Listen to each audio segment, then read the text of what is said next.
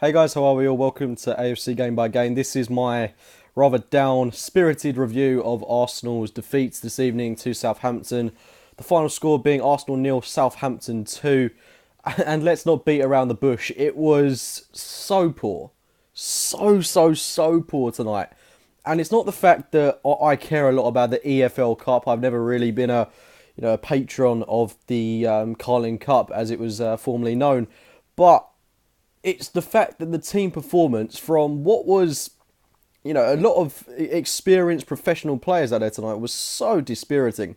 It was awful. It was really poor. We deserve nothing from this game. We could have played that match for another 4 or 5 hours, and I'm confident we still wouldn't have even scored. Southampton were that comfortable in the game. Credit to Southampton as well. It's got to be said. I thought they looked impeccable tonight. They had a really good game, really well regimented. Van Dijk at the back. Virgil van Dijk looks like an absolute world beater. Not just in defence, but the number of times he broke through our midfield and even got into our own penalty area. I mean, he had a sublime game. Buffel, I thought he was dangerous every time he got on the ball. Sublime team that Southampton have got. I really think that they're going to have a good season this time around. I mean, they've had good seasons in the past, but they just look really well regimented, really well managed. Admittedly, they did go full strength, so maybe they should have been expecting a positive result out of this game. But I mean, as I say, let's not forget that we had some experienced players out there tonight. We had Carl Jenkinson, who's now 24 years old, starting at right back. Emi Martinez in goal, 24 years old. Kieran Gibbs, 27 years old. Gabriel, Rob Holding, who's admittedly still a little bit inexperienced. Coquelin, El Nene, Iwobi.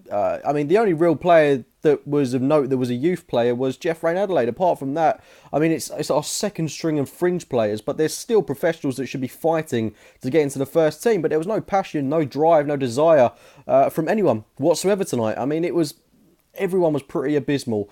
And I am a bit, I'd say I'm downhearted that we've come out of the competition tonight. Not for the fact so much that we could go on to win. I mean, obviously that plays into it, but the fact that this is a competition where it lays the foundation for players like Rob Holding, players like Jeff Rain Adelaide to come through the ranks, to get a bit more playing time. I mean, how much more are we going to see of Rob Holding and Jeff Rain Adelaide, Gideon Zalalem, etc. now that this competition is over and done with? We might not see them again until the FA Cup comes around, which is a great shame, especially for someone like Rob Holding, who has been, for me, I think he's been very professional every time that he's played. For someone of 21 years of age to play in such a demanding position, I think it's a real credit to his talent. I think it's just a real shame that we're not going to see much of him until, well, the FA Cup swings back around, unless one of our players gets injured. But hopefully that won't be the case. We saw quite a few changes tonight. As I said, El Nene and Coquelin playing at home against Southampton in the EFL Cup. For me, that was just negative right from the start. El Nene apparently had a stomach illness and diarrhea. So why he started the game, I don't know. Maybe Wenger was hoping he'd have a touch of the Gary Linekers. But yeah, that was just negative to start those two in a midfield pivot. We had no drive, no intent going forwards with those two playing alongside each other. We should have at least started Granit Xhaka alongside one of them. I would have kept Granit Xhaka in the team given his performance at the weekend. I think it's important that we keep giving him a string of games, but unfortunately we weren't able to do it in this match. I thought both El Nene and Coquelin struggled throughout the course of this match. Ahead of them, Aaron Ramsey. Aaron Ramsey, given an opportunity in Mesut Ozil's favourite position, he wasn't really playing as a number 10. He was given a free role within the team, similarly to that role he had when he was playing for Wales in the Euros. And if he was, trying to make a claim to get into the Arsenal team for the game on Saturday against West Ham United, he has not taken it. Aaron Ramsey was appalling tonight, and I'm not scapegoating him in particular, but as one of the more senior players that should be leading by example, one of the players in that team that you would assume would slot into the starting 11 for a Premier League game, he didn't take this game by the scruff of the neck. He has to be taking these kind of games, at every opportunity. He certainly didn't do that tonight. He was frustrating right from the get-go.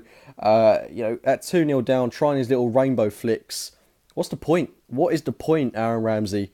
His game seriously needs to be worked on. And I'm not questioning his ability. I'm not questioning his talent, because we all know what he's capable of. We saw that a couple of seasons ago. But is it just a case that he's not going to work in this Arsenal team? Is he not fitted to our style? And if he's not, then maybe it is time for him to depart from the club. I know that might sound a little bit drastic, but if his style can't adapt to the way that we're playing after being at the club for like 8 years or whatever. You know, the guy has got to start, he's got to start fitting in at some point, sooner rather than later. But I just can't look beyond that season he had in 2013-14. Where has that gone? Where has that Aaron Ramsey gone? It's mental, his decline in a way. But I'm I'm going to try and keep faith in the guy. It was awful from him tonight, but it was awful from quite a lot of the players. Carl Jenkinson got the hook for Maitland-Niles in that second half. He had a very poor game, another very poor game, and it raises the question as to who's going to start a right back in that game against West Ham United, because I love Carl Jenkinson, but I certainly don't trust him in that game at the London Stadium on Saturday. Not with the pacey players that West Ham have got in their side. I mean, is it a case of playing Gabriel at right back, maybe Rob Holding at right back, maybe even playing Maitland-Niles at right back, because Jenkinson really does seem to be out of favour at the moment, and rightly so, given his performances. He has not been convincing as of late. But yeah, we also saw Lucas Perez return to the Arsenal starting 11. You know, I don't want to have personal digs at players, but there were definitely some notable players out there tonight that really didn't take an opportunity when it was delivered to them this evening. Lucas Perez up top, as I was saying, he was...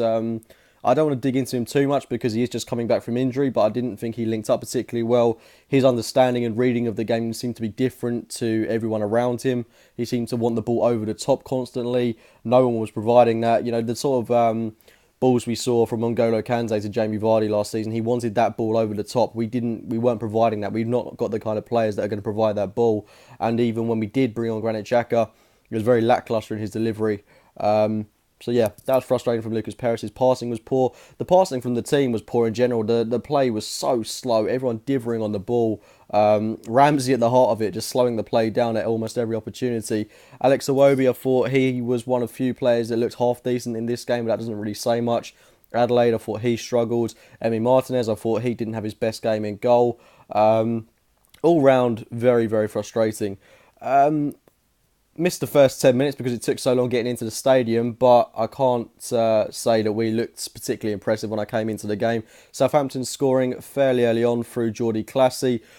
Just poor defending from us, not being able to clear the ball once again, allowing Southampton far too much time on it. Jordy Clasie making no mistake in putting it past a hopeless Emi Martinez to make it 1-0. And then in the 38th minute, Ryan Bertrand making it 2-0. Just shoddy defending, again allowing Southampton so much time on the ball. Ryan Bertrand with a lovely finish past Martinez into the bottom corner to make it 2-0. And the game's effectively done at that point. Going out into that second half, we showed little to no intent whatsoever. It was very comfortable for Southampton. Sims came on, and I thought he looked very, very good for the Saints. 19-year-old Sims had a great game at the weekend against Everton. Looked very good and very confident, almost had a very good opportunity to score in this game, so fair play to him. 19 years of age, running riot for about 20 minutes at the Emirates Stadium. I wish I could say the same about some of our players. We saw Maitland-Niles come on. I thought he did okay at right back, but no one was setting the world alight. I think it would have made sense to maybe have Alexis Sanchez, Theo Walcott on the bench for this game. Oxlade-Chamberlain had a chance, which he skied it over the bar. No one played with confidence. No one looked like they cared in this game. You can tell when Arsene Wenger doesn't really... regard a match in the highest of importance when he wears a tracksuit. That's what I've tended to notice. When Arsene Wenger wears a tracksuit, he doesn't really care about the game so much. But yeah, I mean, it's the EFL Cup.